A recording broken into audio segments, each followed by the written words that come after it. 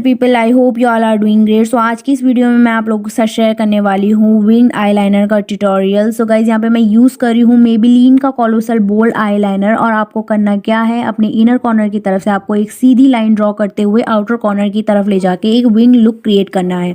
Guys याद रहे, इस बीच आप एक भी बार अपने ब्रश को आईलाइनर की बॉटल में डिप ना करें। अगर आप ऐसा करते हो तो आपका विंग बहुत ज़्यादा मोटा बनेगा, क्योंकि आईलाइनर ब्रश में बहुत ज़्यादा आ जाता है। अगर आपका एक बार बन जाए विंग, उसके बाद आप डिप कर सकते हो।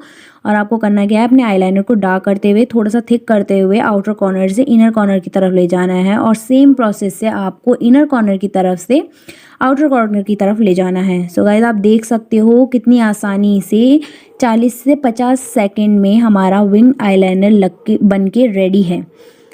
सो गाइस आई होप आज के बाद आपको विंग आईलाइनर अच्छे से लगाना आ जाएगा। और अब बारी है काजल की। सो यहाँ पे मैं यूज़ कर रही हूँ मेबेलिन का काजल। अगर आपको काजल लगाना पसंद नहीं है तो आप इस प्रोसेस को अवॉइड भी कर सकते हो। विंग आईलाइनर बनाना मैंने आपको बता ही दिया है।